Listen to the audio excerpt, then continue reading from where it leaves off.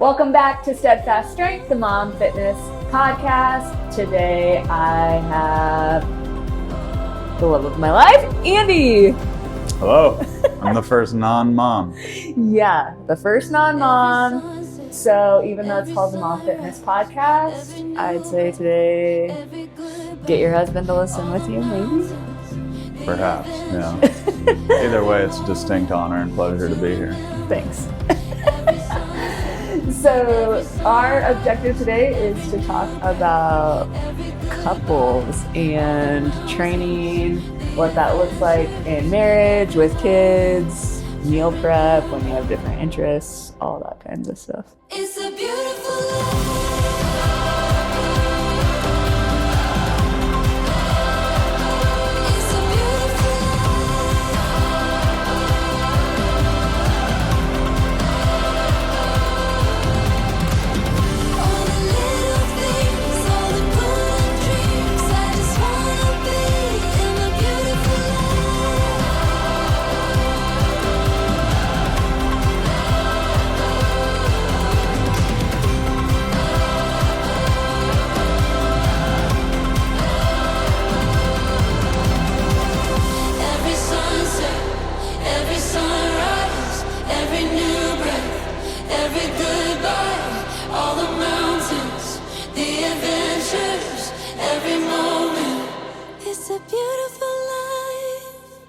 Yeah, and we should disclaim that we have not figured this out. Yeah. So this is purely one set of imperfect individuals who are trying to figure this out. Yeah, more probably like a dialogue about things Yes. we tried, what's worked, what hasn't worked. Yes. And how we navigate the challenges of that. Yeah. So I would say one advantage that we have is that we met at a gym. Yeah, that's true. So we both had that. Yeah, it was just part of it from the get. Yeah, like we had that part established, that we had the value there. Yeah, and if it isn't obvious, since I am wearing a hoodie, it was Kelsey couldn't resist. I would take my shirt off during the workout sometimes, and then it was over. Over. I couldn't even continue. Yeah. I'm pretty sure that's how it happened. Yeah. Exactly. Yeah, so we met at a gym. We were both training. We were both just training as members of the gym at the time. Yep. But the gym was focused a lot like our gym here in Arlington on strength, conditioning, nutrition, being the healthiest version of yourself. So we had those values kind of instilled already in us as individuals. Yep. Before we linked up as a couple. Partners, yeah. Partners. Shout out to Travis for the Forge Athlete for making it happen. Yeah, really that was like that time period in life was transformational for me, because before that, like I had always been in fitness as far as like it was a value. I was always working on it, but I didn't understand the habits or the nutrition or how to train properly, really. So. Yeah. And I was just a fat, drunk accountant, so. Yeah. Good job not being that anymore. Thanks.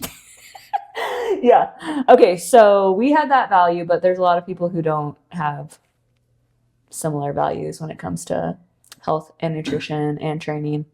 So I feel like that is an additional challenge for people. What do you say about that?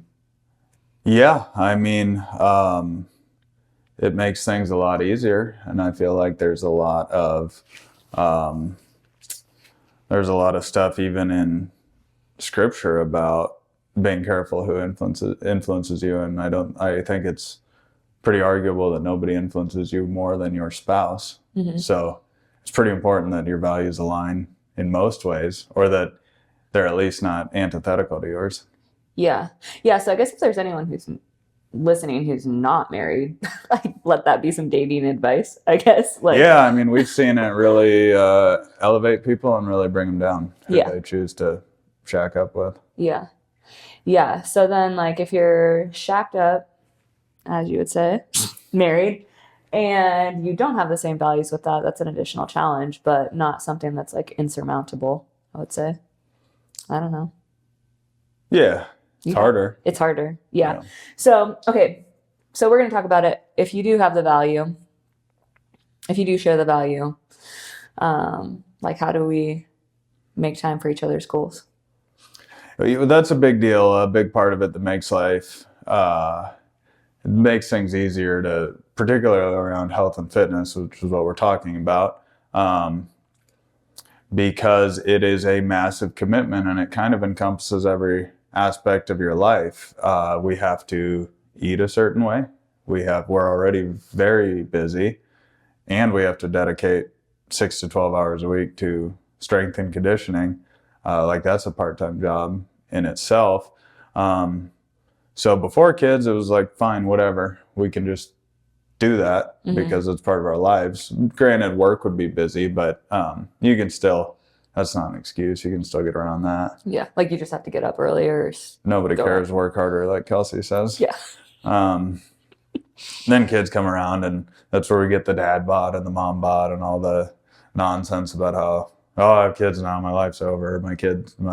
I have to give everything to them so that they have all the opportunity in the world, and then never mind that I am on the fast track to type 2 diabetes and ASCVD and all that good stuff. So being simpatico on knowing that for both of us, it's very important that we get our time in. And it's been a dance. It's been a difficult balance to achieve over the years.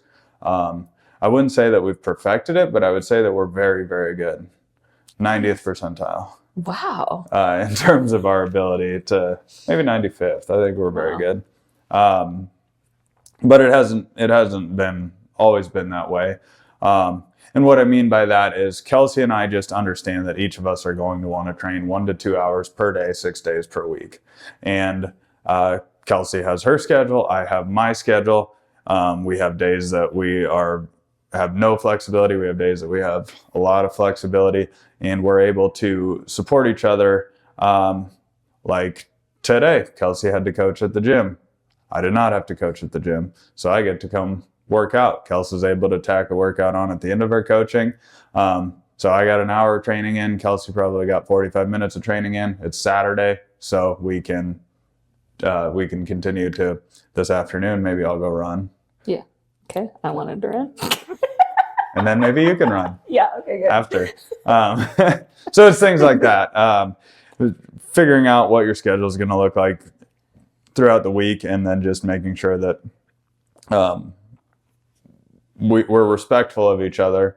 I'm going to interrupt. Yes. Okay, so I think that the underlying thing that is a struggle, takes a lot of intentionality, is communication.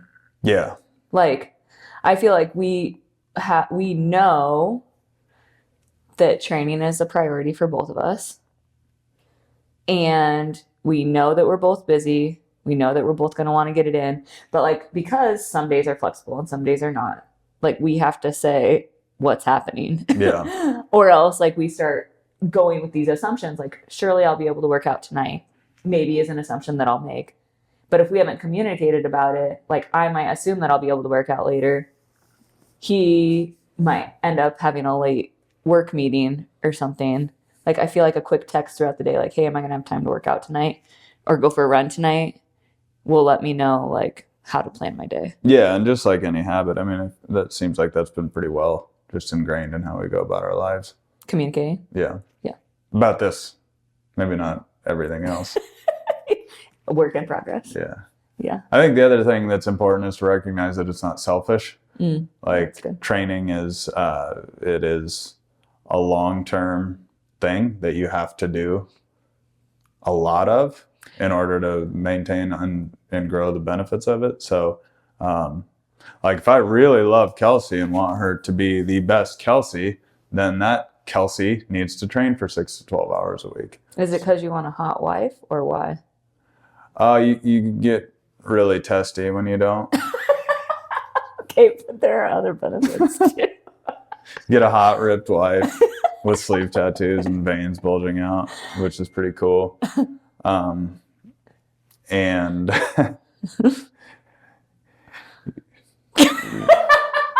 And like because he you loves do- me you and wants me to derailed be it. healthy. Like he knows. You're a more complete person. Yeah. Like it's the whole cliche about faith, family, fitness, dental health, mental health, Yeah. making All of sure it. your LDL is in check. Like this is just a part of it. Yeah. To Yeah. have a complete individual who's becoming who God wants them to be. Yeah. That's where I was going with that. Yeah. Yeah. Before you derailed it. Yeah, exactly. Okay, so it's not selfish. It's a part of like being a healthy human. And then like what about balancing like the kids? They've completely turned everything upside down, and that has been by far the most difficult part of maintaining this. Because I feel like there's like there's a like things that'll happen in our lives. Like you might have to work late or whatever. Someone I don't plan on showing up to a class shows up and then I don't work out during that class. Whatever. There's those changes that we adapt to. But then the kids like throw like a whole other Yeah, they really throw a wrench in our plans. Yeah. Quite often.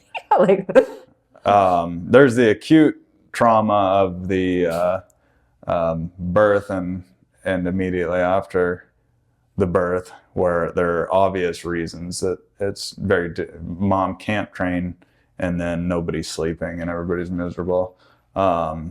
which I think is a misconception that like the no sleeping thing is only going to last for like the first whatever when we're into like You're almost year 5 and we still don't sleep. So. Yeah. Yeah, you just have to grieve the loss of that and then deal with it. Yeah. So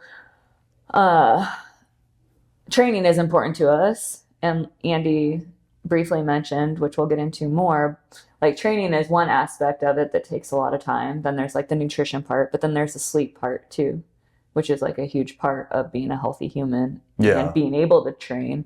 But when you have kids disrupting that, messing it up, like there's adaptations that have to happen there too. Yeah, and that's a really tricky balance. I remember hearing when Rhonda Patrick was on Cameron Haynes' podcast, he was talking about how he would sleep 4 or 5 hours a night and he runs 14 miles a day and lifts weights every day no matter what. And they were going back and forth about how that exercise is getting the exercise in probably slightly outweighs the cost of getting less sleep. And granted, none of us are in that situation. If somebody is, give us a call because you'd probably be interesting to hang out with if you're running 14 miles a day and lifting weights every day. Yeah. But there's a balance for that. Like if one of us sleeps 5 hours one night due to insanity overnight, you can probably take a day off the next day and you'll be okay. But if this starts to become a thing that happens every day, it's probably time to just suck it up and get your training back on. Like don't miss 2 days in a row because you're going to start to slide backwards. And it's going to be suboptimal training, but you got to do it. Yeah, that's the something is better than nothing. Yeah. Yeah. And then I think okay, so if my sleep isn't good, my training's not going to be as good, but I still do it. And then what are the other factors that I can't control? Like my nutrition, things like that. Like if I'm compounding the negative decisions or circumstances, like not a lot of sleep, not a lot of training, crappy food, now I'm in a way different position than just crappy sleep, a little bit of training, and great nutrition. Yeah. But it's way harder when you're sleep deprived. I mean, I'm more anxious. I'm more depressive when I don't sleep enough. I'm way grouchier. I have way less drive. So that's where the team has to kind of come together. And like, if Kelsey's on 2 nights in a row of 4 to 5 hours of sleep, and I've been sleeping like a baby, which probably happens more often than the reverse. Thank you. Yeah, you're welcome. And then it's probably time for me to raise my hand and subject myself to it a little bit so that Kelsey can kind of get back on the wagon. I mean, there isn't enough willpower in the world to get your head right after a couple of nights in a row of dealing with tyrannical monsters in the middle of the night. Yeah. What are some other ways that we've worked to figure out how to get our bodies rest when they need rest and we aren't sleeping well? I do like Andrew Huberman's 10-minute non-sleep deep rest protocol. I've just started doing it recently, but it's like a breath work / meditation routine where I'll just close my office door and lay on the ground and go through the routine for 10 minutes. And it really helps restore energy levels. It feels like you get an extra hour of sleep added back into the tank. Are there things that you do to increase your sleep quality, even if it is only 4, 5, 6 hours, and your ideal would be 8? Yeah, that's a good question, and something that we've really been dialing in over the last couple of years, I'd say. One thing that I notice is that it seems like you have to push your body hard in order to get it into deep rest. Like the worst nights of sleep are the days that we don't do anything. You can't sleep to save your life. But if I do like 4x800 meter runs Hard as hard as I can after deadlifting or something, then it's like rock star sleep. Yeah. So you have to push your body hard physically, and it's not mental. Mental work doesn't get you there. It might even detract it, I feel like. I'm really crazy about breath work because I've seen tremendous benefit from it. I thought it was really dumb at the beginning, but now, like, after every workout, I'll do 10 minutes of 5-second inhale, 8-second exhale to down regulate whatever the scientists would say it activates your sympathetic nervous system or your rest and digest system. And I found that really supercharges recovery, because if you have like a hard training day and you don't come down, then you are still amped when you're laying in bed, even if it's 8-9 hours later. And the key to that breathing being the longer exhale. Yeah, that's the inhale. Yeah. And then before bed every night, I do 20 minutes as I'm falling asleep of resonance breathing, which is very similar, but it's 4.5 to 6 breaths per minute, which is a shorter inhale, longer exhale. Again, kind of kooky and biohacky, but I'm talking about it because it's been amazing. I've been doing this for over a year, and the sleep benefits are unbelievable. We'll supplement things. We'll supplement magnesium, and Jarrow Formulas has a sleep optimizer stuff that's pretty good. I feel like we've kind of nailed a sleep supplement stack. From what I understand, there's no such thing as a good night of sleep in a pill, like a Benadryl or something. It's going to make you unconscious, but you're not going to go through all the restoration that you want from sleep. Which is another thing I feel like people, like with alcohol, like, oh, alcohol is horrible. I mean, I don't drink, so I don't, but you see what happens to people. Yeah. But food is by far the worst culprit. Wrecking your sleep. Completely destroying my sleep. Like, I don't even like to eat out that much anymore because I just know that it's going to be a terrible night of sleep. Yeah. So what do you think, like, whether it's alcohol or food, or what is it that you attribute to wrecking sleep?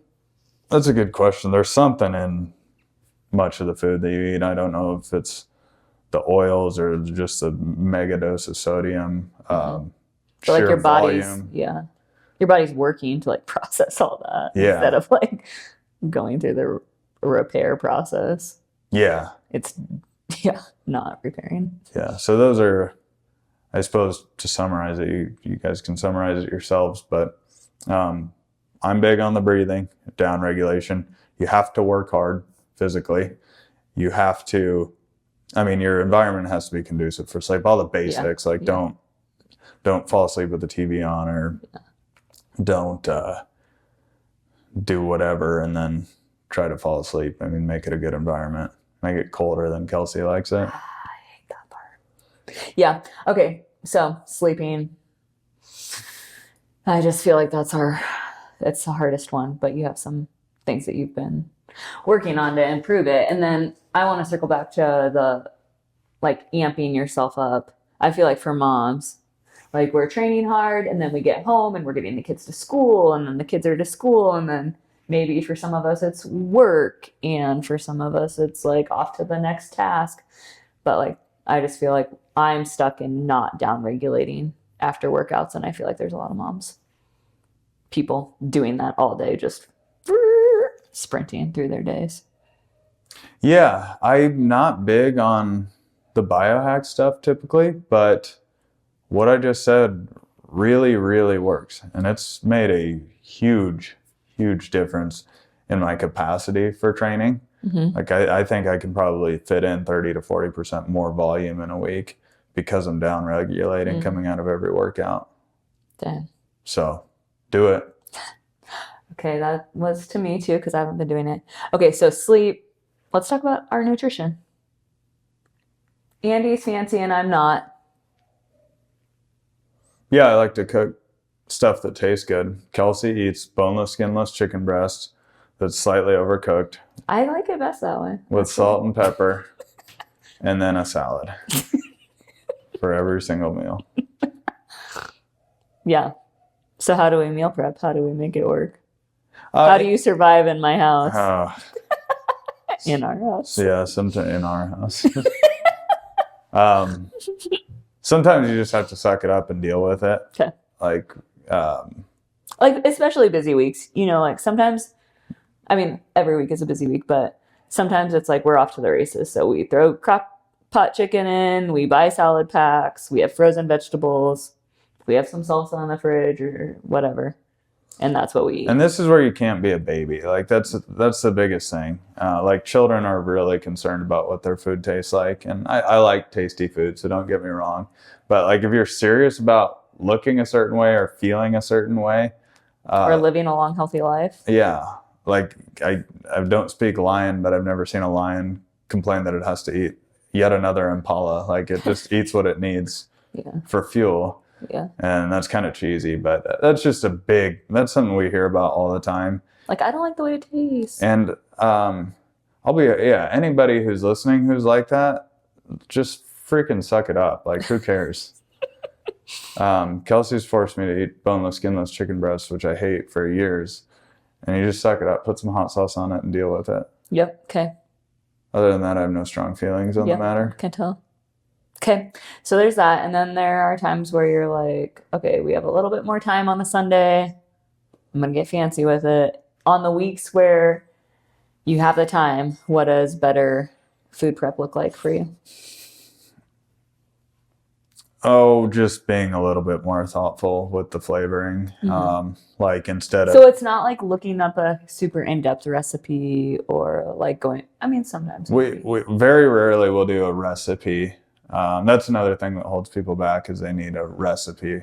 They think that meal prep means recipes. Yeah. And planning out your recipes and making those recipes. Yeah. That's very overwhelming to me. Anyhow. Yeah. Is it overwhelming to you even as someone who enjoys cooking and stuff? It wouldn't get done. There's no way it would get done if every meal needed to be like that. Okay. So, I mean, pretty much every meal is like, we know that we need to buy 12 to 15 pounds of protein at Costco every week. So we're going to have our chicken, bison, salmon, and then we cook that in various ways. And then if I want to get fancy, I'll put kimchi and soy sauce on it. And then it's like, oh, cool, I have this bison bowl with kimchi and soy sauce mixed with veggies. And but I mean, that's as fancy as you need to get. Yeah. I think. Yeah. Okay, so there are days where, I mean, for the entirety of our relationship, our days have been go from 4:30 a.m. to the time our heads hit the pillow. I'd say like even pre-kids, like coaching at the gym, working full-time jobs, working in the evening or working on our graduate degrees. So we have been in the habit of figuring out how to have enough food for the day, even on the go, from really day one. Mm-hmm. But that's another thing I hear people say, like, I'm not going to take a whole bag of food for every meal out with me. Like, I'm going to be sitting on my kids' ball games. I'm going to be doing this or that. Is that another suck it up and do it if you're serious? Yeah, fine, then don't. Yeah. And deal with it. And Yeah. quit complaining. Yeah. What are some other things you take along with you for the day, or other things that we put in our shopping list? No, I'm kind of being. I like to be this way a little bit to highlight a point, but I resonate with that. Fortunately, my office is right next to Whole Foods, Yeah. so I'm good. I'm always meal prepped. Because you can make a quick pit stop if you need to. Yeah, but there's been many days where, I mean, I am bringing 3,000 calories worth of high quality, nutrient dense food with me out the door. Mm-hmm. And sometimes you have to do that, and that's fine. It's like you just do it. So Yeah. what's the difference between one Tupperware container and two and three? Yeah. And then Yeah. plus a couple snacks in there. Like there's storage issues and whatnot, so I get that. Yeah. But it's also very easy to I've got a kids' ball game tonight, which we don't have to deal with yet, fortunately. Like you can swing through Chipotle in that wholesome bowl, chicken, guac, veggies, and salad. Like maybe it's not the best, but it's 490 calories, 45 grams of protein. Like just figure out what works and do it. Yeah. And So find better options when you can. Yeah, like that's way better than Arby's or something. So how do we navigate the kids in this mix? Because kids like yummy food. Profoundly unsuccessfully. Yeah, we didn't want to be the people who cook different meals for our kids. And we try to blend it. Like they are presented with the same options that we have. Yeah, we don't cook separate meals. Really. Yeah. We might cook additional things to put on their plate to get them more calories. Because we'll eat like bowls full of greens and protein. But our girls will eat a little bit of chicken, try their broccoli, and then, okay, cool, they've had 25 calories. Yeah. Yeah. So we might cook something in addition to what we're eating. But their plates look the same as ours, except that they probably have more carbohydrates and fats. Yeah, we had some mac and cheese or whatever they'll eat. Yeah. So yeah, extra we're not good. We're not that good. But what I do know is we don't. I don't cook a meal for me. You don't cook a meal for you. The kids don't cook a meal for themselves. We all eat pretty much the same stuff. And I mean, there's so many ways to hide nonsense in your food. The way that standard Americans eat, like even something as innocent as a sloppy Joe, which could just be like meat and diced tomatoes or tomato sauce and salt and pepper and a little bit of seasoning, becomes like sugar and ketchup and blah, blah, blah, blah, blah. White bread. Yeah. So you can find ways, like, I mean, you can give the kids their yummy stuff, but just don't make it like a goofball. Yeah. Okay, cool. Okay, so even though it's not perfect, we still feel like it adds value to our family, to our kids' lives, to present the options to them every night. And the same with the gym, too. Like the kids see us in the gym, they see us making fitness a priority. Do our children feel neglected by these things? It better not. Okay. Yeah, I don't think they do. I think they like it. Yeah, I do too. I had a cool thing earlier in the week. Kelsey was at the gym, so this must have been Monday morning. And I was working out in the garage, and Oakley, our 4-year-old, when Dad's not in bed, she just knows to go out to the garage to find me. And that just seemed kind of cool. Like, I'm going to be in the garage working out, and then she wants to come and she'll fool around a little bit and then go back inside. But there's like something in her brain that's like, this is what you do when you wake up. Yeah. Because this is what my dad does. And my mom's at the gym right now.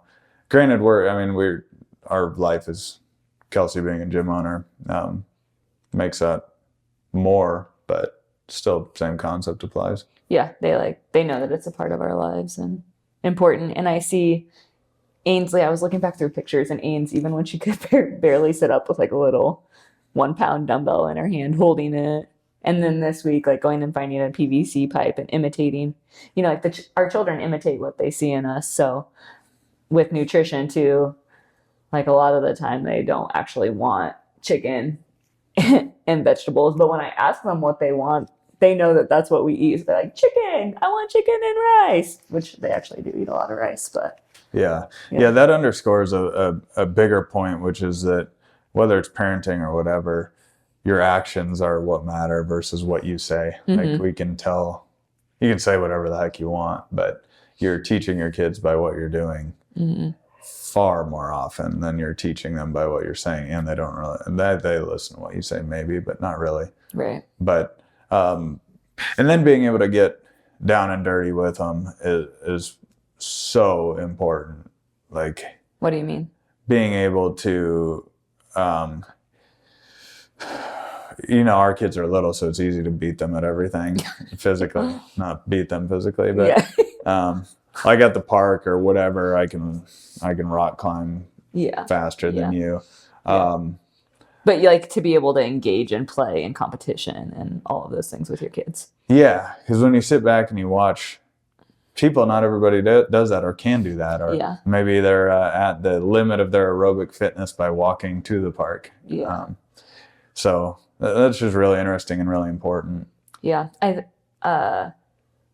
think it also says something for like the foundation you're building in kids too. Like our kids might not like love working out or love eating chicken and stuff right now, but like I like to believe that we're instilling something in them that they can come back to.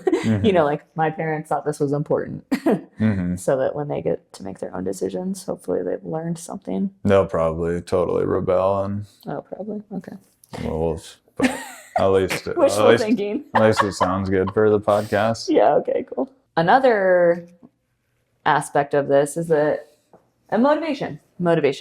Sometimes I'm like super gung-ho, sometimes you're super gung-ho, and sometimes those don't always line up. What does that look like for us? That is a critically important component of why it's important for both spouses to be into this. Because when you can borrow on somebody else's motivation, boy, is that an advantage.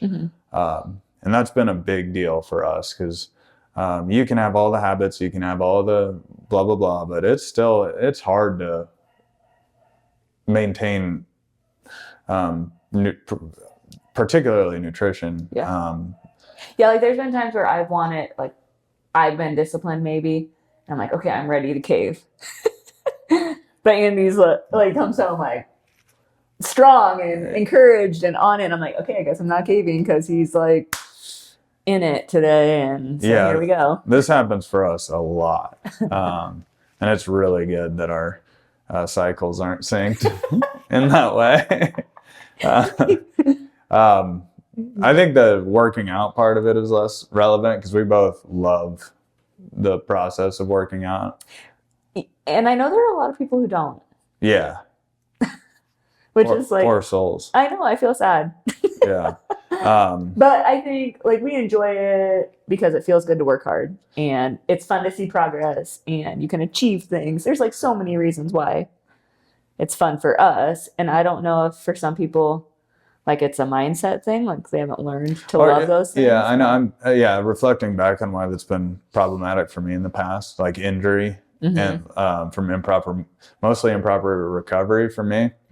I kept getting injured because I wasn't eating well, I wasn't sleeping enough, I wasn't doing the right recovery thing, so I continuously would get injured, and I would train kind of foolishly. I wasn't being thoughtful about progressive overload. It was just pedal to the metal constantly. Right. And I see that with guys in the gym sometimes, women too, but particularly men. They come back to working out, maybe from an injury, or maybe it's just been a few years since they were a college athlete or something, and they have numbers and things in their head that they know they've been able to do before. And I think they can just come back and do that again. But there's like a whole progression that's missed there. I mean, I think about like being pregnant Like you start back and build up. Like if you take time off from training, like you don't just come back to where you were. You build back up to that. Yeah, and it's very painful for anybody's ego. But so back to the original point, I totally agree with that. And thoughtful progression is critical, especially now at the ripe old age of 33. And so the things that have derailed me in the past or made me not enjoy working out is one, like when you're very out of shape, it sucks. Everything sucks because you can't even run. Like you can't run 200 yards without it being hard. So you just have to accept what you've gotten yourself into and own it and then get yourself out of it. So like when I'm extremely, if coming off of, like I had a really bad stretch for probably 2 or 3 years where I just had a ton of injuries and I could not get myself going without hurting myself. So then you get way out of shape, you get very weak, and then you come back and you try to lift and it hurts and you're like, oh, this sucks, I hate it. But if you don't, and I don't know, are there people who, like there are people who really don't enjoy working out? I think for so. sure. Yeah. And the question is why? Yeah. And if you got yourself to the point where you could run a sub 8 minute mile and deadlift double your body weight and squat 1.75 times body weight and all that, like if you got to that point, I bet you would like working out. Yeah. But it's a matter of getting there. Yeah. And getting there the proper way. Yeah. Yeah, which takes hard work. Because otherwise you do it and it sucks and you don't perform well. Or like a squat hurts if you don't know how to squat right, or your hamstrings are really tight. I don't know. There's just a ton of stuff, but it's a matter of owning it and working toward it. Yeah. Recognizing where you're at. Yeah. So we've gone through a lot of those time periods in life where you've been injured and I've like kept my head down and kept working out and stuff. Yeah, we could have completely derailed. A lot. And like work stress. We haven't talked about that at all, but like quitting our jobs, not knowing how to make money for our family. Like those have been stressful times that like weigh on you mentally. It's like sometimes we've used physical activity as an outlet for that. And other times it's been like the depressive state has been so heavy that it's like, I'm not doing anything. Yeah. You know? Somehow we made it through those to keep on the path. So back to, sometimes I'm feeling it. Sometimes you're feeling it. Nutrition is a big one for us. I feel like even in our marriage, like modeling behaviors has been helpful for me. Like sometimes I'm not very good at accepting what Andy's telling me to do. But if I see him doing it, then I'm better at being like, oh, that worked for him. Maybe I should try that. Give me an example. Reading. Oh, Kelsey doesn't do anything, I say. With the habits. Like the breathing, stupid. I don't think it's stupid. I just am prideful. I'm too busy for that. Yeah. You can make time for it, but I can't. Yeah. Yeah. I get it. But I'll hide and do it when you're not watching. Yeah. Yeah. So That's a Kelsey flaw of mine. doesn't listen to me. But he models a lot of things that then I think, I probably should do that. And then eventually I do it. I'm sorry for not listening to you. I only argue when I'm right. Okay, great. I think also you in the winter come alive. I come alive in the summer. And another mindset thing I struggle with is sometimes I'm tempted to not feed on his enthusiasm, but rebel against it. Like, why is he so excited right now? I'm not, like, whatever. I'm just going to let him do his thing. But I think that that's like a heart issue for me to deal with. Yeah, it's super weird. So What do you mean? I don't know. It's just an interesting way to address my motivation. Turn it to the summer for you. Like when I'm like, I want to run all day, every day. I'm going to lift. Do you get excited and think, I want to do the same thing Kelsey's doing? Or are you like, whatever, that person's psycho, I'm just going to keep doing my thing?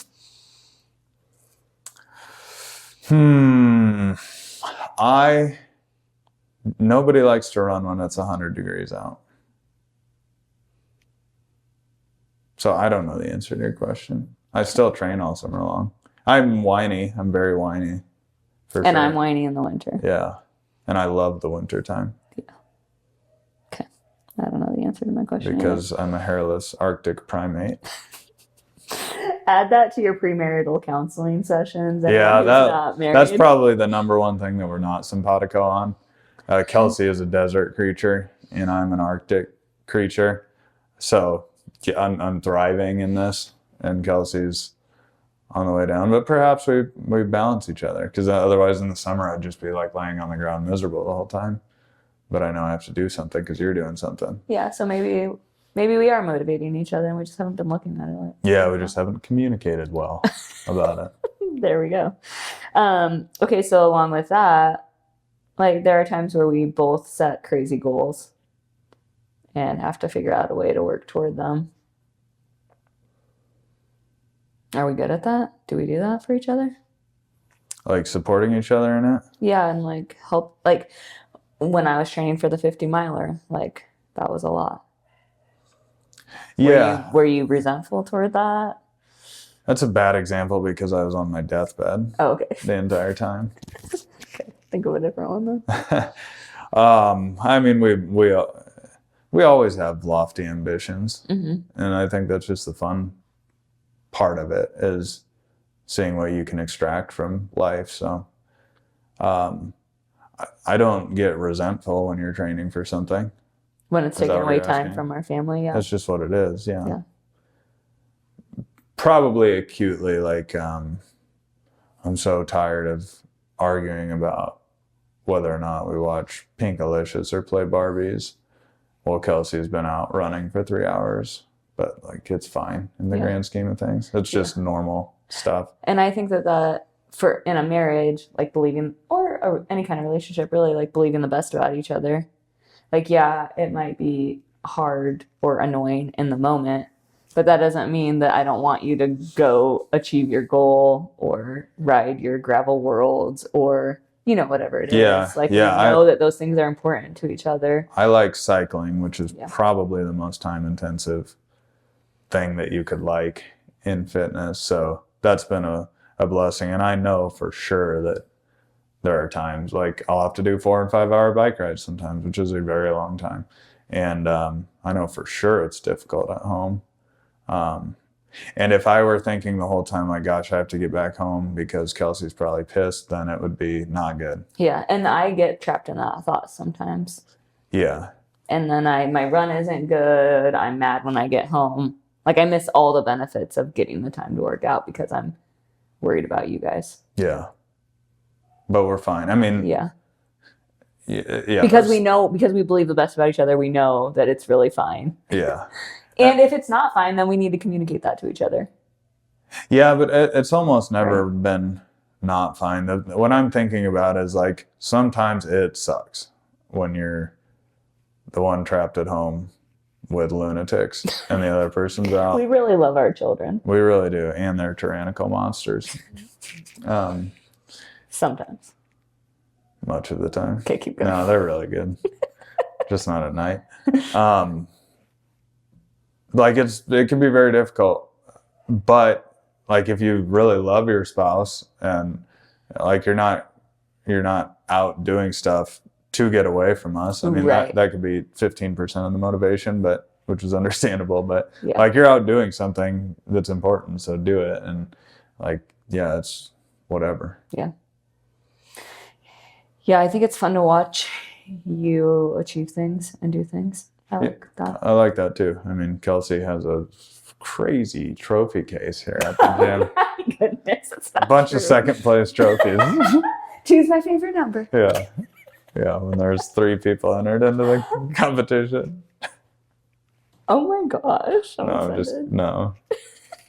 It's okay. No, you don't give yourself, you've done like, Kelsey is pathological sometimes, her competitive nature, but there was the day that you got up at like 3:00 to drive to Kansas City to go run a 20-mile trail race and then drove back home because your sister lives down there, so you could have just hung out. But Then you came back home, so you subjected yourself to like 12 hours of really intense torture, and you did very well. And like that stuff's cool. Thanks. So good job. Thanks. You did the Grand Canyon rim to rim to rim. Nearly killed me. Good job. Sorry for almost killing you. It's okay. Okay. I love you. Love you. We've kind of covered the gamut as far as like living a healthy life, what that means in and out of the gym. You have anything to add? Not really. It's I'm glad to discuss it. It's something that is important, and I'm glad that we do reasonably well. Yeah, we're still working on it. One thing we didn't talk about that I'll say is I do like it when we get to train together. I think that's fun. Yeah. So if you, As long as it's not like me trying to coach you anything, or you trying to talk to me while I'm doing VO2 max intervals. yeah, that kind of creates conflict sometimes, but other than that, it can be fun. Yeah. Yeah. So maybe for some people, that's like a way for you guys to get some time together if neither of you are doing it or one of you are doing it and you have that kind of relationship. Maybe that's one action step you could take. Otherwise, we'd love to hear what action steps you are going to take. And so if you want to drop those in the comments, we also appreciate a review and a share. Keep spreading the word about the Steadfast Strength podcast. I'm sure Andy will make another appearance someday. Until next time, thank you. Bye, guys.